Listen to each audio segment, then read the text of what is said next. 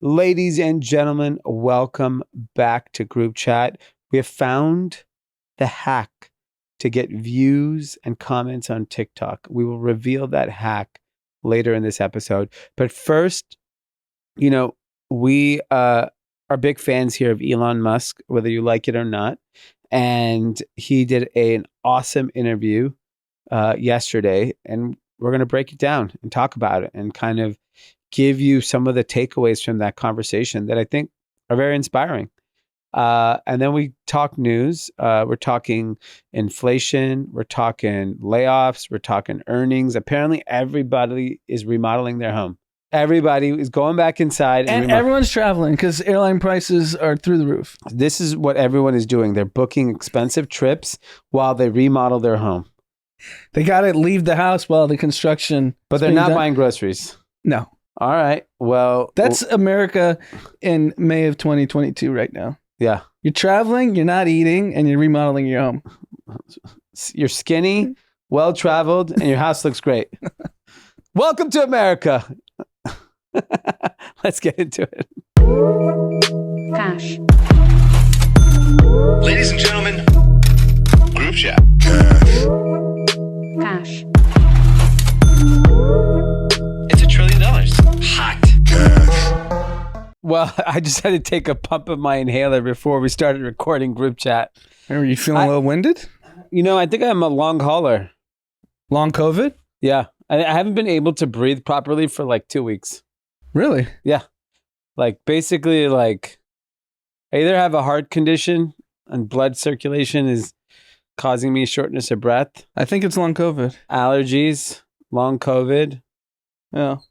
It's allergies too. I've had clogged nasal. So what are you going to do about it? Nothing. I'm doing nothing about it. I'll tell you, if you don't have the D in Claritin, it doesn't fucking work. The decongestion, yeah. Yes. Regular Claritin is pointless. Well, I wish you luck, and I'm glad you took the inhaler so we can get through the episode. Yeah, it's going to be tough. Okay. I was going to go for a run after this too. I think you should. See how that goes. Did you watch or listen to the All In podcast with Elon Musk? I did. I actually watched it. I watched it too. On YouTube. You said you watched it on Spotify? I watched it on Spotify last night. I was doing some work and I just threw it up on the TV. I haven't been able to catch up with anything I normally would like to listen to. Yep. So I'm kind of out of the loop. But everyone was like, our friends, Michael, Risa, and Riley are all at All In Summit, and they were all saying it was so inspiring, so incredible. So I was very excited to watch it, and I think watching it visually was more important than listening to it, and I'll tell you why. One is Elon Musk has a presence about him, and that's he's got that obviously intellectually he's very thoughtful and brilliant, but he's got a wittiness and a charm to him that I think is very likable as well. Yeah. I'm sure some people may view it as arrogance. I thought it was just very witty. And then I think the most interesting thing is if you listen to the All In podcast, it's with, 4 very successful guys that have pretty big egos, that have pretty big presence themselves. When Elon is speaking, they felt like just ants. Yeah. No, I mean, I felt like they were almost intimidated by him as well. I mean, anyone who's listened to the pod, it's basically everyone kind of shitting on Jason Calacanis. Yeah. And he's the only one with the gravitas to be able to hold a convo with Elon. The rest of them kind of looked a little nervous. They looked intimidated, and because if you want to disagree with Elon, that's bringing a knife to a gunfight intellectually. Yeah. So as smart as all these guys are, and they're all brilliant, and they're all super successful, you don't want to get embarrassed. No. Right? Yeah. And even I think Jason, who's the host, said something to he minced his words on joining that Elon, you joined Tesla. And he's like, whoa. There was nothing when I joined. There wasn't a car. There wasn't an idea. There wasn't anything. And so the conversation is about him buying Twitter. It's about how he's thinking through that process. It's about his process at Tesla. It's also SpaceX conversation. It's also just life conversation. It's about an hour and a half. If you listen to this podcast, you're absolutely going to love it. Like, it's so awesome just listening. And I didn't get to watch his TED talk that he did, or the TEDx interview he did. Mm-hmm. And honestly, I have not consumed much Elon Musk content. I watched the Joe Rogan thing, but that was more of like fun pop culture thing rather than like an intellectual conversation. Man, he's fucking awesome. And the thing with Elon is he's one of the smartest people in the history of the world from the beginning of time, given what he's accomplished across all these different industries. And what the sign of someone who's that smart is they're able to simplify topics. Yeah. And that's when you're talking to someone or you're listening to someone brilliant. It's like Warren Buffett on investing. Warren Buffett makes investing sound really simple. Yep. Elon Musk talks about really complex things. Like, we can kick off on even Tesla and how he always points out he's the Tesla. He says Tesla. So I guess we got to change the name. Yeah, it's Tesla. It's Tesla. And how, he is the only car company to not go bankrupt in American history. Yeah. And he almost went bankrupt numerous times. He's very open about that. He said he had to stop paying suppliers to make payroll like multiple times. Yeah. And then the way he talks about Twitter, we can move on to that. And right now, here's the controversy. Twitter claims 5% of their accounts are bots. Elon doesn't believe it. Yeah. So if the user base is much lower than that 5%, meaning you have more fake accounts, then Twitter's not as valuable as they thought. So this is why like the traditional finance media gets so mad, because he just fired off a price, forced them to accept it. Yeah. And then now he's doing diligence, which he's allowed to do. And retrading the deal. And he's going to retrade the deal. And he makes good points. He's like, from the outside research reports, they said the lower end, it's 20%. The lower end. So what's the high end? Yeah. Is it 50% of users are bots? Yeah. And that changes the value of the company dramatically. Yeah, and honestly, you're going to get sued by advertisers that have been spending money for the last decade. Yeah. Because that's the real. And I thought they did a great job of explaining that. They're like, do you think A, they're hiding it? B, they just don't really know. And I think they just don't really know. Yeah, I don't think they know. And that's a big problem. And Elon's definitely not paying the price that he offered. No. The stock's trading at like a 20% spread post announcement of the merger, which means the Wall Street doesn't believe the deal's going to happen. Yeah. And I think they probably don't believe that it's happening at that price. Right? Like, yeah. Maybe they believe that it's happening and it's just not going to happen at that price. And like, I mean, fascinating conversation. And for those that aren't going to listen to him because you don't like it, he clarifies, he's like, this isn't a right-wing takeover. He's like, I'm pretty sure I've only voted Democrat my entire life. Mm-hmm. They asked him about, do you feel like, the White House should include you in Joe Biden was trying to put out a climate change bill, a green bill, all of these things. And Elon Musk is not part of that conversation. Yeah, I mean, he invited the CEOs of all the car makers that produce electric vehicles and left out Elon, the only one that's exclusively electric vehicle. Yeah. It's pretty nuts. And so I think that's one part. I think the most fascinating part about now your S's are different. Yeah, now I'm like Tesla, fascinating fucking guy. He's very intoxicating. When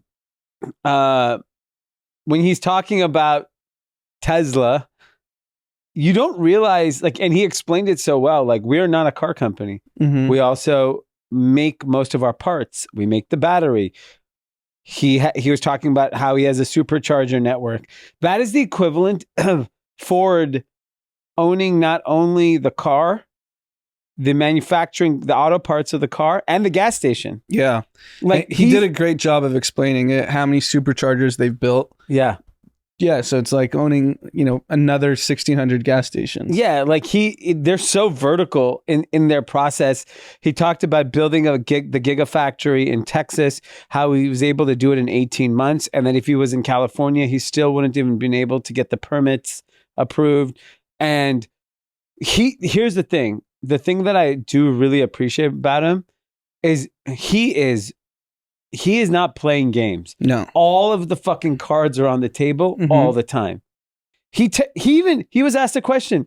Do you feel like your Chinese employees work harder than your American employees? And he said, my American employees work very, very hard. But if I was going to be fair, the Chinese employees work harder. Think about what that does to if you're an American Tesla employee, and you know for a fact the Chinese employees working harder than you. Yeah. And he just goes on the largest podcast in the tech space and just says it. Right. And I think better or worse, the guy's very transparent.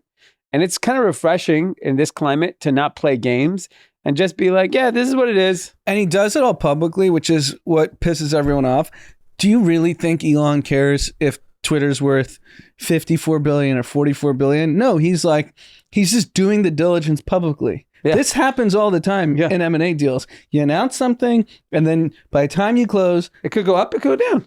Yeah, it could go up, could go down, and they could agree or they can't agree. The only thing is Elon has to pay $1 billion if he backs out. But if Elon backs out, Twitter... It's a crater. Yeah, from a stock price perspective, the user base is the user base. And his point is right. He's like, he has the most liked tweet in the history of Twitter, and it's 5 million likes. That's nothing. It's a single-digit percentage of the user base. So if there's really, what do they claim, like 240 million users? And he said the most, and that tweet is, I'm going to put the Coke back in cocaine. No, the cocaine back in Coca-Cola. Yeah. And that's why he's pop culture relevant. And it's honestly like pretty cool because I know people our age and up have a very distinct view on Elon, especially people not from technology. People not from technology like think he's just like, gaslighting shit. Everyone in technology knows he's the GOAT. Like, period. No one's disputing that. But young people worship him, and it's a great person from a like career, intellectual, like role model. Forget personal life, take it out. But like, how many people is he inspiring? Like kids who never would have like learned about space, learned about how Tesla, batteries work, and all this stuff. And I don't know. I think it's cool. And I think the other part, he even talked about SpaceX, and he was talking about like multi-planetary living and why we need to figure that out, and why population decline in the world is going to be such an issue just for our survival, and like talking about the sun expanding. I mean, the things you learn just listening to him talk is fascinating. And I do feel he can be CEOs of all these companies. He has the mental capacity, and he said it, like, I always take on more than I can handle. But I think a guy like him can do it. It feels like he's at the prime of his career, and that prime could be another 20 years, right? Yeah. Like, it doesn't feel like this guy's slowing down. Because if you don't, considering what he's gone through the last decade, if he's still operating at this level, is pretty fascinating. I read also today that SpaceX is doing like secondaries at $125 billion valuation. Yep. I remember we got a text in our group chat that I think they were raising money at 20 billion. What, 2 years ago? Yeah. Maybe it was longer. I forget. It was pre-pandemic. So probably like 3 or 4 years ago. Yeah. But in the LA investor ecosystem, the number of people that have SPVs on SpaceX is crazy. And they're all going to win. They're all going to make a ton of money. It'd be very curious. SpaceX is as tier one as it gets in the private market. So it's basically, of private companies, it's Stripe and SpaceX that aren't public. If they can hold that valuation, the employee tender, because the tender's happening. Yeah. Are there buyers at 125 billion? I think because it's Elon, there is. Yeah, maybe. It's going to be, given what's happened in the public markets, it's going to be a good kind of staking point from here on out. If you're tier one, you can still hold your valuation. I'll tell you the thing that I would say I'm quite disappointed in this administration is that like you have this like brilliant thinker and problem solver. Put aside that he's a billionaire, put aside all that other stuff. He's actually a problem solver, and he's thinking about like extinction of humanity, right? And thinking about like really mind-blowing stuff. If I was Joe Biden, I would have this guy at the White House once a week. Literally be like, just talk to me. Advise us on how we should be thinking about the future and setting the foundation for the future. Like solar power. The guy is so embedded in solar, and we don't take advantage of anything this guy has done or built. No, it's fucking waste. It's politicians so stupid. Are waste. And now they've alienated Jeff Bezos. So the administration and Bezos are going at war on Twitter, of all places. Yeah. Because the administration, Joe Biden tweeted, "This is how we solve inflation. We tax the wealthiest corporations." How does that solve inflation? No. Does he know how inflation works? No. That has nothing to do with inflation. Yeah. Your view on whether companies should be taxed more or not is independent of inflation. Yeah. And he's alienating Bezos. He's alienated Elon. Like, these are guys that can actually think and solve problems. Trump, he's as hated and despicable as he gets. Remember early on in the administration, he made every big shot CEO come to the White House. And whether anything came of it, whether he listened, at least he had them there, and they all had to show up because he's the president of the United States. Yeah, it's more about getting their buy-in. You do need corporate America's buy-in. Zuck showed up. Sheryl Sandberg showed up. Tim Cook showed up. Yeah, I remember. All of them showed up because at the end of the day, like, it needs to be a collective effort to solve these problems. These problems aren't going to be solved by politicians or by corporations. It's going to be some combination of both. So I don't know. I would say that, like, I'm pretty disappointed that this administration hasn't taken the effort to, like, get to know Elon. Get to know anyone. Have you heard of any, like, council of these people going to the White House? Are they doing it privately? Definitely not Elon and Bezos. So you've already alienated two of the best entrepreneurs in the history of the world. Yeah. Like, is Zuck showing up to the White House? I know they went to Congress to get interrogated. Yeah. But are they doing private meetings to talk about policy? No, they're not, because this is the disconnect that politicians always have with corporate America. They're always fighting them as opposed to embracing them. Like, Elon Musk is an American. We should be celebrating that we have this brilliant person that He's actually South African. But he's an American. Yeah. He lives in America. Yeah, yeah. And he wants what's best for the country. His companies are based out of here. It's just like, why not, like, embrace him? It's foolish on so many levels. And after watching that interview, I just am like, one, I feel Tesla is very undervalued now, because I get it. I get why all these other people who bid the stock up think it's worth trillions of dollars. Yeah. It's way more transformation than Apple. It's on another fucking planet compared to what Apple is. I finally forgive him for being a dick to us in Vegas 10 years ago. Oh, yeah. What exactly happened? So this is 10 years ago. Only nerds knew who Elon Musk was. I was at a friend's bachelor party, all Indians. Nerds. Yes. From San Francisco, all in technology. Yeah. So he was already a hero to them 10 years ago. And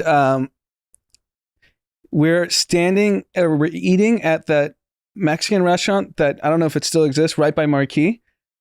Yeah. It's like a Sunday morning. So we've already had like a big weekend. We're all ready to go to the airport. And one of the guys in our group goes, "Holy shit, that's Elon Musk." Just sitting with whoever he was dating at the time. I forget. Or maybe he was married to this person. I think she was famous. I forget. And he was just sitting eating tacos. And he goes up to him. "Hey, you're one of my heroes. Can I take a picture with you?" And he said, "No."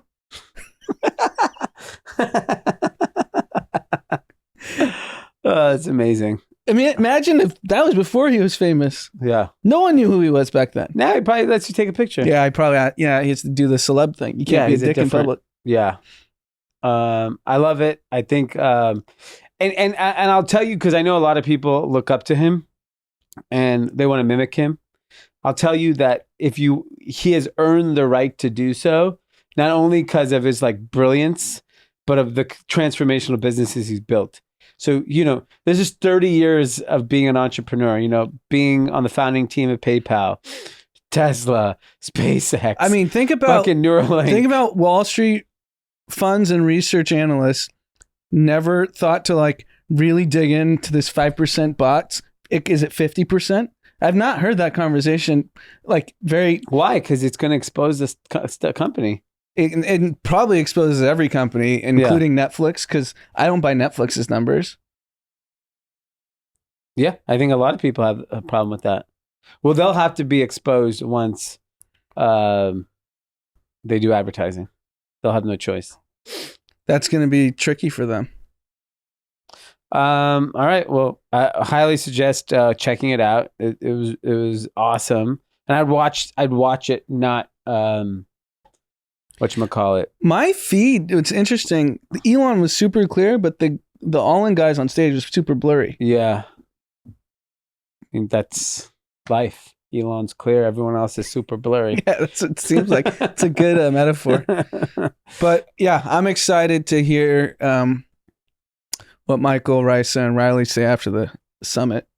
Yeah, I mean, it sounds like there's a lot of really great guests. It sounds like they did a great job. Good for them. Good for them. Let's move on. So, big news on Madison Avenue. Upfronts are back. In person upfront. In person. So, Upfronts, for those that don't know, is basically the television industry's big kind of event to kind of give a preview to the next season of shows to all the big advertisers. So you have your Procter and Gamble's, Unilever's, the Coca-Colas, the Pepsis of the world. They all come there and basically find out what's happening in the market so they can decide where to put their ad dollars. My thing on this is like,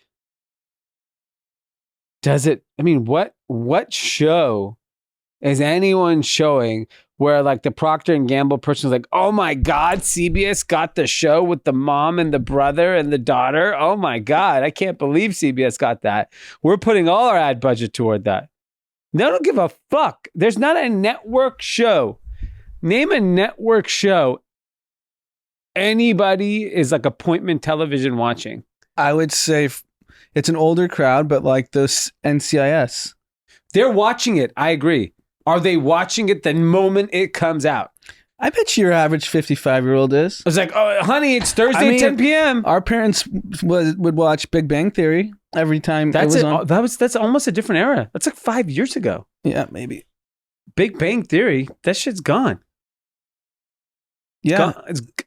I just think that like in this era, I don't think there's a show that is captivating the audience that requires you to watch it when it comes on. I think there are tons of great shows on network TV that people are watching at their leisure. Tons? Yellowstone. A network? Is it Yellowstone. Yellowstone. So that's probably the biggest show on cable. Here's the interesting dynamic. Well, cable doesn't count, right? No, they have ads. Of course they are. Oh, I guess cable. Yeah, it's not they're there. HBO. HBO, there's no. Yeah. So $5.8 billion in ad dollars was spent on national streaming platforms. It's a little like skewed because obviously Netflix, the biggest, doesn't have ads as of now. And $40 billion was spent annually on national media television. So here's the interesting dynamic. And I don't really understand it. So you have, if you look at any of the top shows now are like, if you get 8 to 10 million, this is excluding sports, 8 to 10 million is the equivalent of like the ER 15, 20 years ago that would get 20 million viewers. And the cost of advertising hasn't gone down. So ad buyers have just decided we're just going to spend so much, the same price to reach half the audience. Yeah. At this scale. It's wild. I don't know. I mean, I think like I'm really surprised that. And then it begs the question, does advertising matter? If you're reaching half the people, but your sales are the same or growing, so the ads don't matter. Yeah, I think they're still just trained. Like Buick, right? Buick's a big TV buyer. And Buick sales have probably been fine. Who the fuck is buying a Buick? Old people. Every Are golf they? tournament Buick. Isn't Tiger Woods a Buick? I mean, maybe 10 years ago. But anyways, pick another brand. Pepsi. They're reaching half the people on national television, but still feel it's the right way to spend $40 billion. Got it. I mean, I think the problem is advertisers are still struggling to reallocate dollars to any other.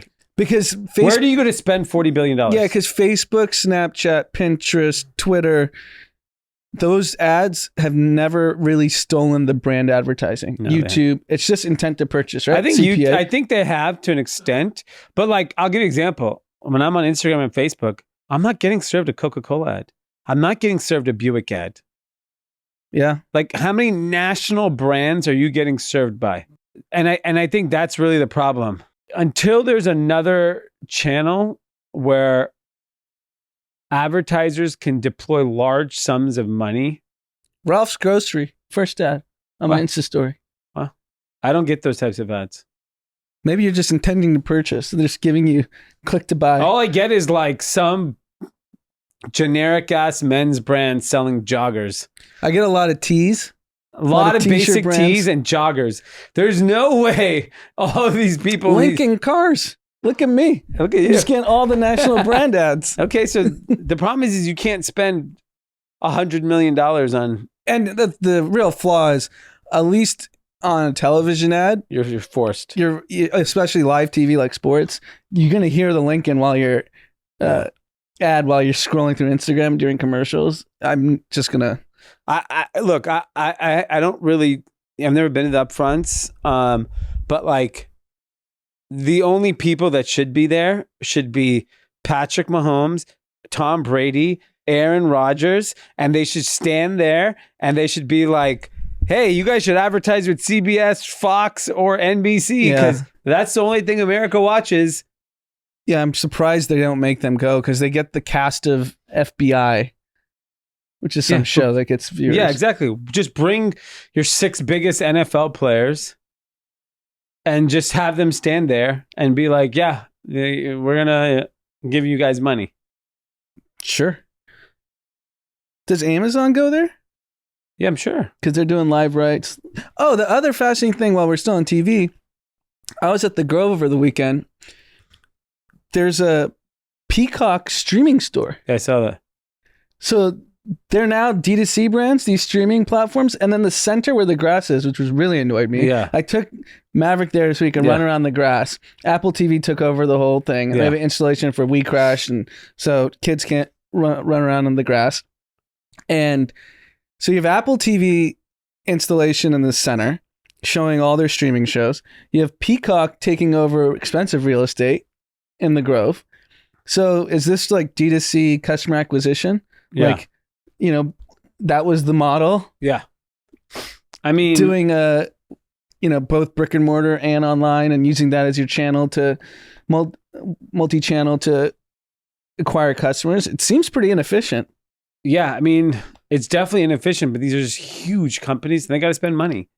Yeah. Like Peacock. I walked in just to see, but who's walking into the Peacock streaming store? You did. I did because for the purposes of this podcast, because I wanted to make it. Oh yeah, you're your sacrifice. Thank you so much for walking. Yeah, but I walked into the Peacock store. I walked around, didn't learn one new show. Yeah. Speaking of TV, Netflix announced they've cut 150 staffers. That's only 2% of the workforce. 70 of them are part-time roles in Streamers Animation Studio. So maybe these are just like peripheral business folks that like thought they could kind of cut some costs there. I don't think it's a big cut by any means, but interesting. There's also, I got a DM on Twitter about Netflix's top 10 shows. And what's interesting is we can't really see, one of the data points is global viewership in Q2 is down. And this is really it's down in the top 10 content. So that just tells you, they're not saying, it's unclear if viewership as a whole has gone down at all. It may be up, but the top 10 content, their viewership has gone down. So that just tells you they're not putting out the blockbuster shows that captivate like the audience. Basically, if you're a Netflix, you need to nail a mega global blockbuster show every month. You have to, because that's what we've seen. Yeah. They had Squid Games in the Q4, and the numbers still were fine. Q1, everyone already watched Squid Games, and the numbers were worse. Yeah. So you need a blockbuster, which is, man, impossible. that's tough. It's impossible. It's like if you're in the hits, part of the business, you're no longer just a SaaS company. Yeah, because like Bridgerton season 2 didn't hit like season 1. Mm-hmm.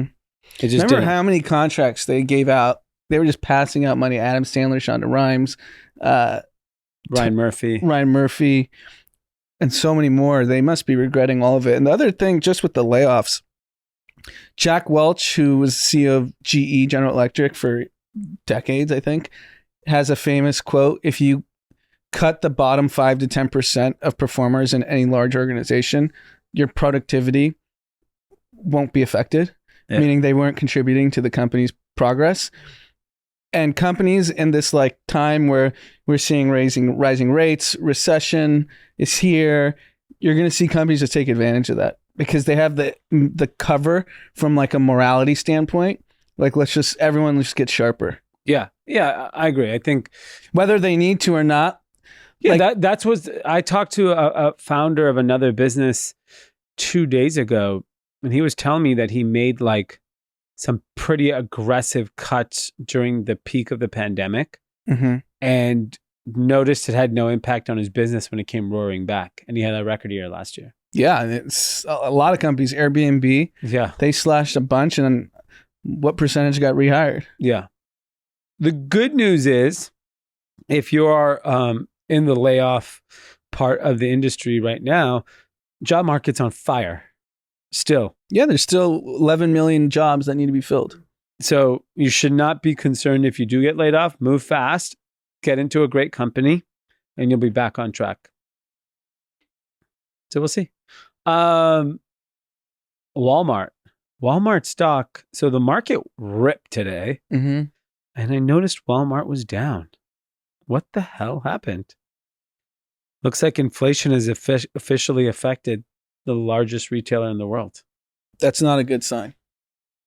That means their customer is adversely affected by food inflation. It means their business has been affected by all the rising costs across supply chain. Kind of predictable to see, but Walmart always feels like one of those companies that like operates at such a high level that these types of things don't impact. But net income fell 25% from a year ago. And, it's all due to rising cost. Yeah. I mean, it's affecting everyone. We saw Amazon talk about it. Now, Walmart, that's pretty much every consumer in the country. What did you say? Shops at one of the two? Yeah. Yeah, probably. I think the other thing is they saw softness in the grocery business. I mean, that's rising food prices. Like we talked about, if an avocado goes from $3 to $6.99, you're not going to be eating avocados. Yeah. A company like Walmart's going to correct very quickly and kind of figure it out and move on. But man, it's not a good sign to see a company like Walmart even have any bit of struggling, because they're like best in class in everything. Mhm. They're at the top of the heap.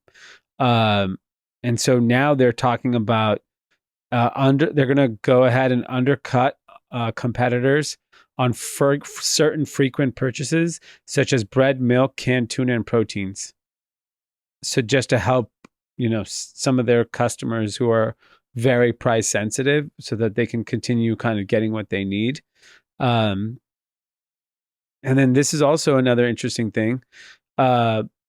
The baby formula shortage that we spoke about on Sunday, FDA, and I was screaming. I was like, I don't understand how the U.S. government is not getting involved with this. They finally are getting involved and helping with the situation. They believe they can rectify it with private enterprise over the next couple months. But we'll see. I mean, these are, the port issue is 18 months old. It's 18 months old. We knew about it. Everyone knew about it. We knew about it 18 months before the 18 months that Yes. happened. Inflation. Everyone knew inflation was coming. Everyone kept saying, the economists, when you pump $30 trillion into the fucking economy, what do you think is going to happen? What the fuck are these people doing? Nothing. So, I mean, I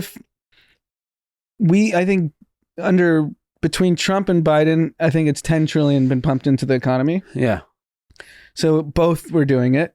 And Biden almost got another like 3 or 4 trillion passed. We would be in a full-blown depression. Yeah. Because inflation would be not 8%, it would be like 25%. Yeah. It's wild. And, the interesting thing about the dynamics right now in the economy. So we were just old enough to understand the dot-com boom, but it was largely focused on technology, the bust. Then 2008 happened, financial crisis, mortgage crisis. It had a weighing effect on the entire economy. So every industry got like near term corrected. What's so crazy about what's going on right now is, unlike 2008, unemployment's fine. Yep. Inflation's high. Corporations have more money on the balance sheet than ever. There's more capital available than ever. It seems like every indicator is the economy's still strong, but then you're now seeing consumers soften, with Walmart citing, lower than expected guidance and revenue. And it's just really weird because all the media in the stock market says is, the world's ending, but then the average person is still fine. I don't know. Because there's still 11 million jobs unfilled. Don't you think if you couldn't afford food, you'd fill one of those jobs? No, I think you just go hungry and complain. I don't think being hungry is enough for people to go to work. Okay. If you tell someone to go back into their office, our most commented clips on TikTok is the easiest formula on TikTok. You're going back to work. You're going back to an office. Clip that. 200,000. And literally clip. It's the equivalent of let me tell you. Here's a TikTok hack. Tell people to go back to work. They have to dress up, comb your fucking hair, wear a nice shirt, clean pair of shoes. You're going back to work. Guaranteed likes, comments, chaos, views. It'll be the equivalent of like, as polarized as the country is like if you do something MAGA or you do something woke. Yeah. You'll get that much attention because that's how much kids don't want to go back to work. Yeah, anybody. No one. It's not just kids. Nobody wants to go back to work. That's true. They're like, oh, I got to sit in traffic. I got to sit in this. I got to do that. I got to get gas. I got to work. That's the real fear. You're afraid of working. You're afraid of it. America. There's the clip.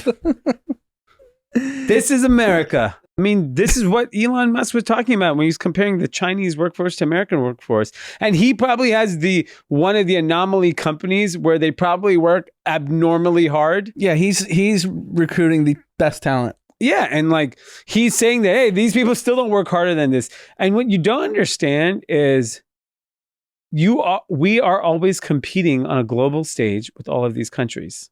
Mm-hmm. It's money. We're all fighting for the same pool of money. So, our best investors have Chinese funds. Right. And they're giving Chinese companies money because sometimes the companies are better there. I mean, Sequoia did it. GGV did it. Tons Everyone. have done it. Andreessen. Yes, they all have mega China funds. Mm-hmm. Or at least mega China exposure. Yeah. But you don't want to go back to work, so it's okay. Yeah. Go hungry. It's actually, I mean, it might solve our obesity problem. Yeah. Interesting company that did knock it out of the park. Home Depot raises full year outlook, and the stock pops. So this is really interesting to me because Home Depot got the COVID bump because you couldn't go on vacations. You remodeled your home. You added a deck. You did something to your pool. Yeah, and they're still crushing it. I thought everyone's back to spending on services, not goods. That's what everyone says. Airline prices are up because people are like, I don't need to upgrade my home. I'd rather go to Europe. Yeah. Does anyone know anything? No one knows anything. That's what I mean, we've talked about that a lot, but the talking heads don't know anything. Because every narrative conflicts with the one you just said the day before. So the narrative that everyone is saying why they're crushing it is you'd rather do home improvements now instead of relocating because you can't buy a home. No matter what happens, there's someone that tells you the version of the story that justifies the end result. Yes. That is how it works. Well, good for Home Depot. Home Depot's down 30%. You know, people really want to travel right now. They don't want to improve their home. They're never going to be home again because they're out and about. That's what they're going to say next quarter. When Home Depot misses and say, you know what? People wanted to re-enter society. They're out to eat all the time. Then the restaurants report record down spend on restaurants. The inflation on costs of food are too expensive. We have to raise our prices. So people didn't come into the restaurant. So then they're going to say everyone's outside re-engaging in life. They're at the park where it costs no money to do anything. And work from home will still exist. And everyone's still working from home. Or not working. Yeah. Because I think people are getting called back into the office. Yeah. I mean, look, I think I wouldn't be surprised if Apple's calling people back to the office. Yeah. They have your phone. Of course they're calling your ass. They're like, we pick it up. We've been listening what you're doing at home. Your ass is coming back. I think a lot of, I think in the next, by the end of the year, work will be here's the thing. I think some companies, it makes absolutely no sense to spend the rent money that they were spending. But I think there'll be a new solution. Or commercial real estate just has to drop to more affordable prices where a small business can afford to have an office space again. Yeah, I mean, we could just talk about the office we work out of and do this podcast out of. Compared to pre-pandemic, I would say maybe 20% of the people. In the building? In the building. Oh, yeah. It's, what is it, 16 floors, 17 floors? Yeah. It's rare to see someone walk out of the elevator. Yeah, it's a shock when they have to stop. Yeah. Whoa. Where you been for the last 2 years? Yeah, and we're in a very pretty centrally located place in LA. Yeah. And no one is using it. Yeah. Well, good luck with all that. Snapchat. So Evan Spiegel and his wife, Miranda Kerr, did an incredible deed this week. The most recent graduates of Otis Design School, all of their debt was paid off by them. I don't know how many students it was. 284 graduates. Wow. Otis is not cheap. Yeah, it says you can rack up. What do you think it is? Is it a 4-year or no? I think you can do a 4 or a 2. Yeah, there's one person who was trying to become a graphic designer and she racked up $70,000 and you should not, for $70,000, you should go to a graphic designer at a clothing brand and give them 5 G's and say, teach me Photoshop. Yeah, exactly. And you would probably get trained by the best graphic designer in LA. So Evan Spiegel, which I thought was super interesting is he went to this Otis design school when he was in high school during his summers. Wow. And then he went to Stanford and started a technology company. And now it makes sense because I didn't know this tidbit about him. He's known as being like the best product guy in Silicon Valley. Yeah. So he learned innately. Yeah. He probably was innately talented, went to design so early in life that when he designed a technology product, he had a leg up. Yeah. I believe it.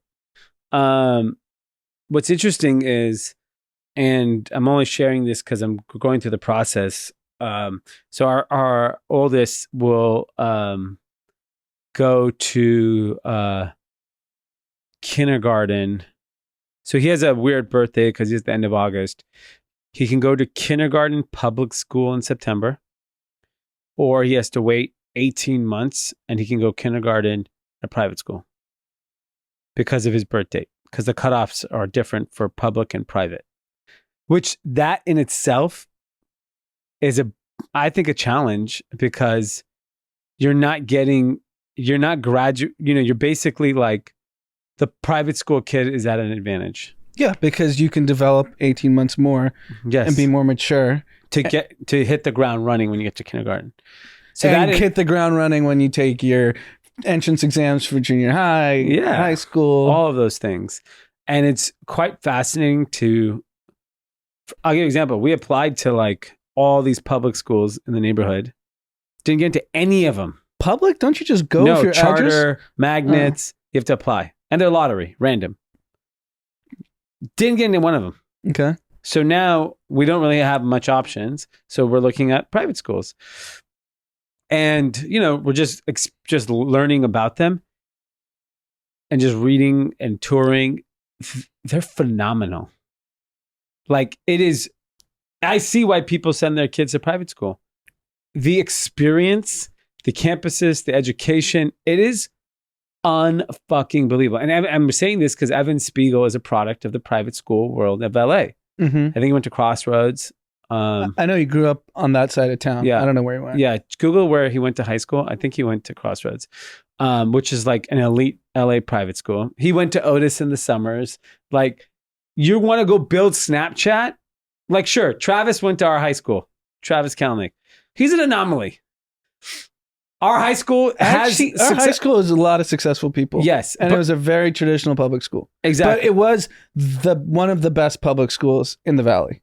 Yeah, I would say given the people we know that have gone there, I would say it's the best in the city of Los Angeles. Like, I don't think there's a better public high school in the city of Los Angeles than Granada Hills. With results. I mean, yeah, we know our peers. Yeah, our friends are like, my high school friends are like doctors, like heart surgeon, partners at private equity firms, MVP baseball player. Yeah, exactly. And Travis Kalanick. Yeah, we've had the whole gamut, right? So, but we got lucky. And head of Rock Nation. Yeah. Jay Brown. Yeah, and so we got lucky. We just ended up living next to a high school that was phenomenal. That is not happening for everybody. No. And even just the date at which you get to send your child is like a mistake by the public school system. Like, they should fix that. Well, that's probably a funding issue. Meaning what? And overcrowded. If some parents choose to get their public school, this year or wait 18 months, then they're redistributing these resources. But I think they're already overcrowded classrooms. My gut tells me it's just structurally sucks. But I don't think the public schools have much of an given the number of kids, sheer number of kids in LAUSD. Yeah. That's a really big number. It's not like it's 10 schools in a suburb. Yeah. It's interesting. But yeah, I mean, this is going to increase inequality, everything. Yeah, and I'm just using it because, like, I would say Evan Spiegel is, like, one of the best products of, like, LA. And certainly one of the best in terms of professional success. Yeah. I mean, Snapchat's like a $30 billion company. Yeah. And so, I don't know. Interesting. It just shows like he was exposed to going to Otis in the summers. What high school did he go to? He went to Crossroads School for Arts and Science. Yeah. Okay. So Crossroads is one of the elite schools in Los Angeles, private school. Yeah. And then I want to give a shout out to another super successful LA founder, Brandon Beck, who started Riot Games, which is League of Legends, the most played video game in the history of the world. Yeah, ever. And he went to Harvard Westlake. Yeah. Those schools matter. People don't realize, like, people just want to discount and say, no, that person came from nowhere. No, came from Harvard. And that's not a knock. That's shows you how good those schools can be for people's. Yeah. And like, I'm sure Harvard Westlake brought the best out of Brandon, or Crossroads brought the best out in Evan Spiegel. Like, it nourishes your intelligence. The biggest way to we think about it is, and it sucks because if you go to Harvard Westlake or Crossroads, there's a clear floor. Yeah. Like, and it's called USC. Yeah, USC. But no, your worst case, if you are, mentally just okay, is you're like a mid-manager at Procter & Gamble. That's the worst student probably. Clipping $200,000 more. Yeah. It's probably $500,000. Yeah. I'm sure it's a lot different than that because... No, as long as they didn't do drugs and go off of... I'm saying if they didn't like go off the deep end or went south because of either drugs or something that happened in their life, that's their floor. Where did Travis Scott go to high school? I think he went to UT and dropped out. University of Texas. I think he went to college, or at least entered, which also is a great school. Yeah. But that's my point, is that people want to and you even always undercut education. I do. But like when you look at the end result, Travis Scott went to a top school. What about that kid from USC? Which one? 21 Golden? What's his name? 24K. 24K. He went to USC. You want to make a rap hit song? You got to go to USC. And then arguably the most famous, non-famous person in pop culture, Zach Bia, went to USC. USC. I'm telling you, these schools matter. Yeah. There's more kids that want to be Zach Bia than they want to be Evan Spiegel. Yes, definitely. I think it'd probably 9 out of 10. I would rather be Zach Bia than Evan Spiegel. He's on an epic run if you just look through the gossip pages. Yeah. Just he's a young Pete Davidson. He's a young freaking... I'm joking in terms of like the celebrity girlfriends he's been rumored with. Yeah, I mean, he's like Leo, bro. He's Leonardo DiCaprio. Yeah, it's good for him. So Travis Scott... And it's also funny, the episode, he's a great kid. We know him, we've obviously through Brian and John. He's a really good kid. And when he came on the episode, that's still like one of our most clipped YouTube shows. That's how many people were interested in finding out who Zach Bia is. Yeah. Fascinating individual. Fascinating. I wonder if he has a Tesla. Doesn't he live by you? You can just walk over and see. Yeah, he doesn't have a Tesla. Probably something really nice. Yeah. So Travis Scott did his first televised performance since the Astroworld tragedy, Sunday night. And I didn't see what the response was from the public. But I think like, I mean, I haven't heard anything negative. I mean, I think I watched it on TikTok, but I should have clicked the comments. The interesting thing with Travis Scott's situation is that, you know, a very, very sad, unfortunate incident happened at his show. Ultimately, it looks like it's not, but the blame is not being put on him. The blame is put on the event organizers and how they handled it. So I think it's pretty hard for, you know, society as a whole to kind of put him in a kind of timeout forever. Yeah, I think it's probably one of those things. It's not going to be resolved by anytime soon. No, the number of lawsuits that are out there and the numbers are staggering. Who foots the bill? I have no idea. Is it split between Live Nation, insurance security company, insurance, all that? What is Travis going to be, you know, responsible for? But if I had to guess, it's like parents of 17-year-olds aren't going to forgive him. No. But a 17-year-old doesn't care. Yeah. And I think, look, I watched the interview that happened afterward. Like, he showed regret. Like, he's very, it's not like he brushed it off and said, oh, that's what happens. You can come to a rap show and shit happens. He wasn't like that. He clearly showed remorse.